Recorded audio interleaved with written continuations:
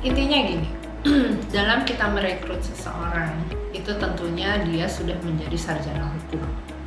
Kalau kita menerima seseorang menjadi sarjana hukum, artinya basic knowledge-nya dia untuk menjadi SH itu sudah ada.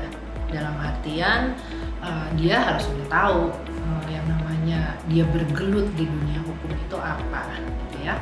Jadi seringkali saya menyampaikan kepada mereka adalah begini, kepada calon-calon lawyer nih, mereka sudah SH, saya mengatakan kalian ini bukan mahasiswa baru, tapi kalian adalah, saya menghormati kalian sebagai sarjana hukum. Sekolahnya susah loh itu untuk mendapat gelar S1. Jadi harus bisa dan mumpuni mengimplementasikan ilmu yang ada. Memang pada dasarnya setelah mereka berkecimpung di dalam praktek, memang ada yang namanya hard skill yang memang mereka harus belajar atau ditambahkan. Namun hard skill dan pengalaman itu mereka akan peroleh pada saat mereka terjun di dalam projects. Dan itu biasanya juga kami akan berikan di dalam training-training, on the job training maupun training terpisah yang diberikan oleh kami. Tapi tidak dapat dipungkiri bahwa di samping yang namanya hard skill, menurut hemat saya juga perlu yang namanya soft skill, karena soft skill itu tidak diberikan di jenjang perkuliahan. Bukan hanya hard skill, bukan hanya legal knowledge yang harus dimiliki, tapi soft skill bagaimana. Menurut saya itu juga harus dipersiapkan oleh law firm yang akan menerima calon-calon lawyer dari fresh graduates yang akan mereka terima, karena ini adalah persiapan yang menghantarkan mereka nantinya untuk menjadi seorang practicing lawyer yang bisa terjun di dalam dunia praktek yang lebih mumpuni.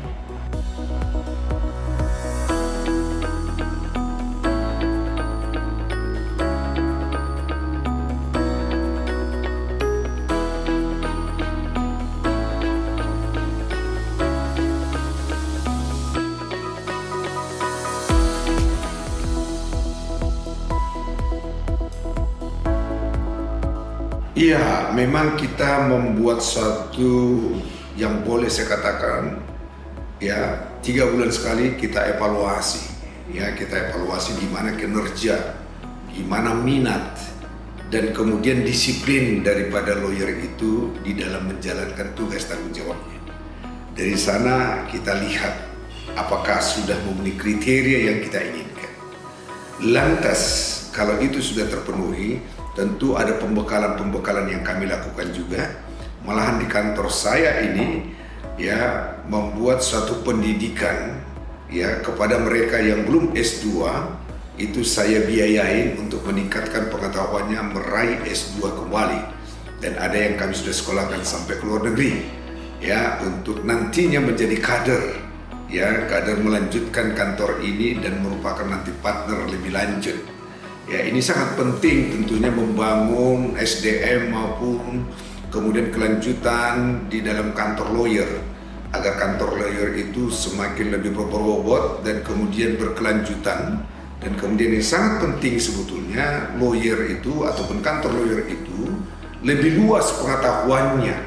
Untuk itu perlu pengasahan, pendidikan maupun short course maupun pendidikan berkelanjutan mengambil master di dalam negeri maupun di luar negeri. Kalau ini sudah tercapai, tentu klasifikasi yang nantinya menjadi partner sudah terbuka dan kita bisa beri kepercayaan bersama-sama membangun kantor terlebih lanjut.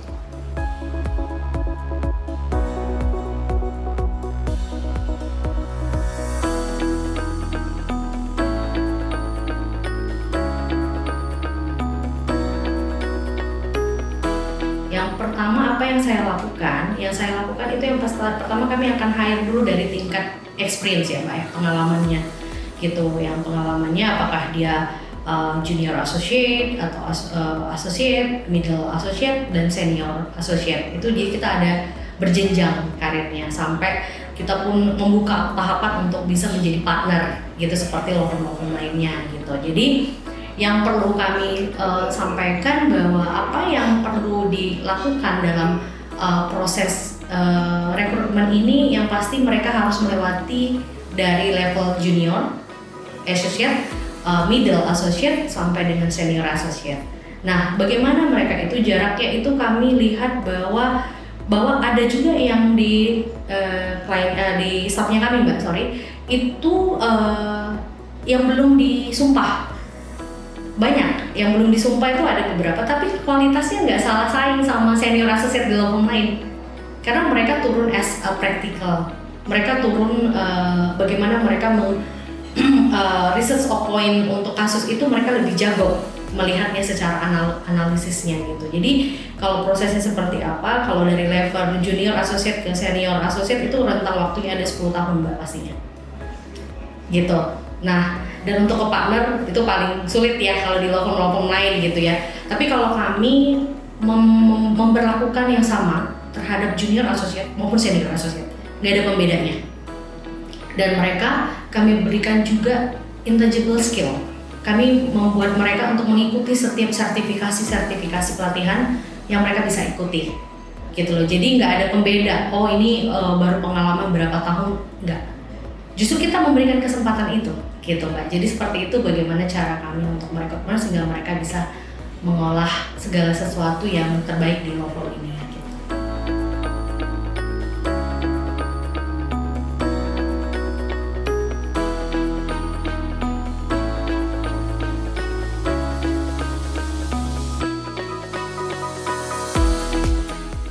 Iya, di kantor kami semua orang belajar dan tumbuh bersama ya, dan semuanya ada workflow-nya. Oleh karena itu teman-teman yang baru bergabung di sini kita upayakan dia sebelum kemudian terjun, kemudian baik di litigasi maupun litigasi harus siap, artinya harus terampil.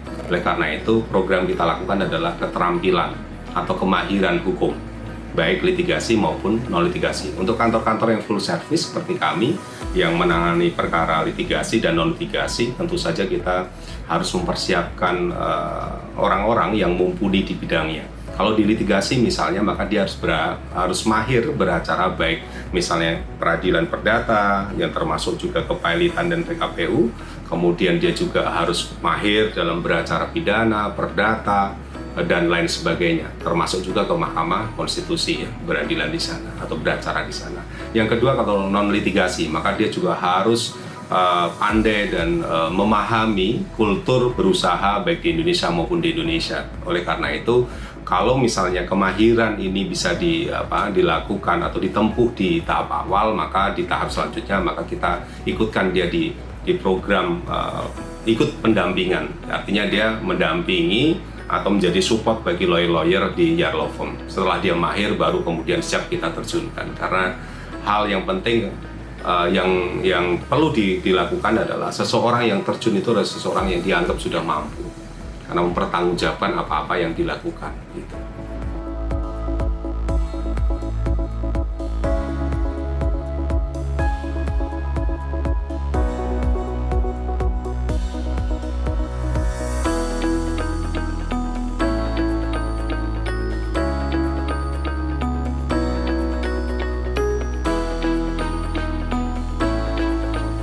Ya, kalau bicara tentang program tadi yang kita sampaikan kepada teman-teman asosiat di sini adalah kerjaan lawyer itu ada 4. 1, how to convince client untuk pakai dia punya service. Itu yang pertama tuh, convincing client. Termasuk di dalamnya tadi yang Ici bilang, meyakinkan klien bahwa lu harus ambil tuh rugi, you harus ambil tuh rugi 40%. Karena kalau you nggak ambil itu, kemungkinannya menjadi 60%. Itu seringkali kita sampaikan ke klien. Jadi bukan sekedar bicara tentang legalnya, tapi juga ada commercial things pada saat kita memberikan service kepada si klien. Itu yang kita ajarkan kepada si associate. Jadi lebih pada mengajarkan teman-teman associate sebagai lobbyist. Gitu. Kemudian yang kedua, kerja lawyernya. Melakukan deskripsi, descripting descripting facts, terus kemudian analyzing sampai ke tingkat kesimpulan. Itu kerjaan lawyernya. Kemudian yang ketiga, solving problemnya. Itu kerjaan lawyer juga tuh.